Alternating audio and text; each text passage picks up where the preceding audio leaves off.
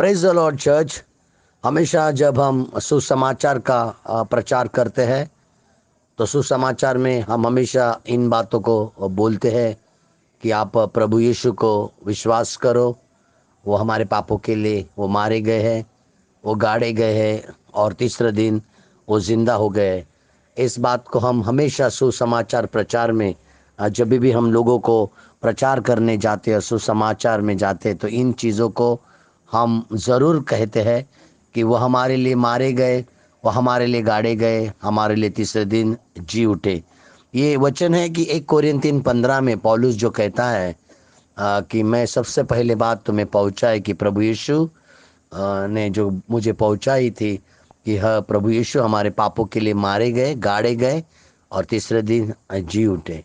कई बार हम इस वचन को हम बोलते हैं, परंतु ये वचन एक्चुअली क्या है ये हमें भी समझना बहुत ही आवश्यक है। एक विश्वासी का जीवन में जब एक विश्वासी प्रभु में आता है और वो प्रभु में जब आने के बाद उसके जीवन में 3 कदम बहुत ही ज़रूरत होते हैं। वो 3 कदम जो है वो है उसका मारा जाना, उसका गाड़ा जाना और उसका जी उठना। ये हर एक विश्वासी के जीवन में ये 3 स्टेप अगर नहीं है तो वो विश्वासी कभी भी मजबूत विश्वासी नहीं कहला सकता था।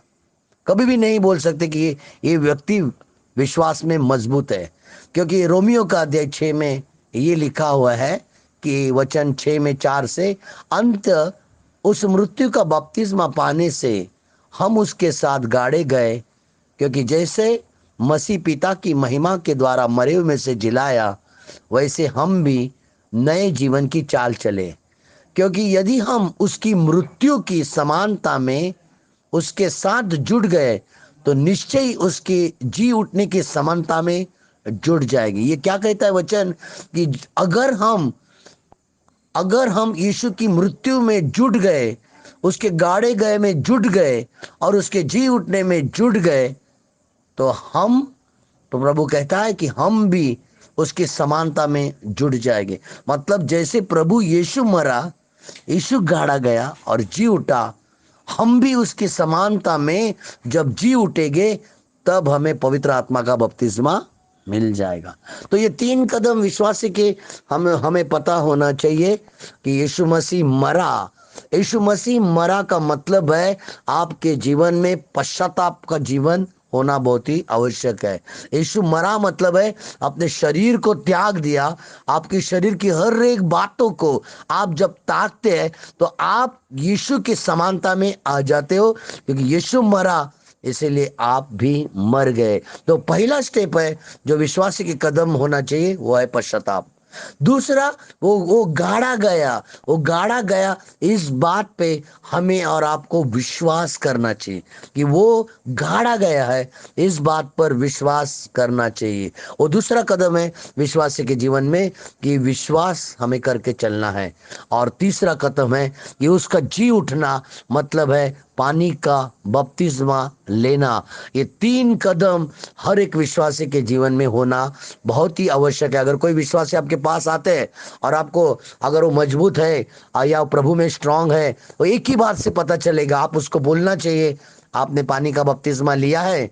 वो कहेगा नहीं लिया मैंने। आप समझ जाना कि वो विश्वासी मजबूत विश्वासी कभी नहीं हो सकता है। 100% लिख के लेना कि वो विश्वासी कभी भी मजबूत नहीं हो सकता, क्योंकि उसने यीशु की मृत्यु को स्वीकार किया, उसने प्रभु के गाड़े जाने पर विश्वास किया, पर यीशु जी उठा वो उसने विश्वास नहीं किया। वो है पानी का बपतिस्मा।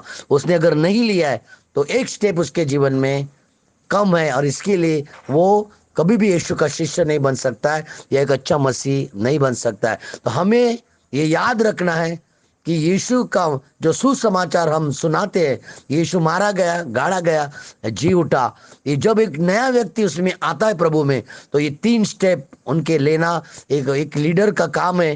ये तीनों स्टेप से गुजरना कि उसका पश्चाताप करना, उसका विश्वास करना और उसका जी उठना मतलब पानी का बपतिस्मा लेना, ये तीनों स्टेप एक विश्वासी के जब कंप्लीट होते और उसी के बाद परमेश्वर आपके पवित्र आत्मा से भरता है, उसके वरदानों से भरता है, उसके आशीष से भरता है। तो हमें हर एक कलीसिया के लोगों को पानी का बपतिस्मा हुआ है कि नहीं, अगर कोई व्यक्ति नया है तो उससे पूछना बहुत जरूरी है।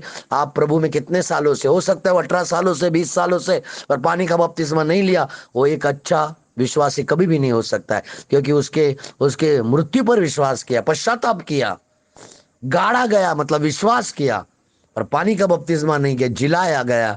अगर इस पर विश्वास नहीं किया है तो अभी भी उसका उद्धार नहीं हुआ है। प्रभु आप सभी को आशीष कर। प्रभु यीशु के वचन में रोमियो 6 में लिखा है कि उस 5 वचन में पढ़ता हो, क्योंकि यदि हम उसकी मृत्यु की समानता में साथ जुड़ गए तो निश्चय उसके जी उठने की समानता में भी जुड़ जाएंगे। मतलब जैसे यीशु मरा, गाड़ा गया, जी उठा, एक विश्वासी भी मरता है, उसका पुराना जीवन गाड़ा जाता है और वो तीसरे दिन जीवित हो जाता है और फिर पवित्र आत्मा से भरता है। प्रभु आप सभी को आशीष करें इन वचनों के द्वारा।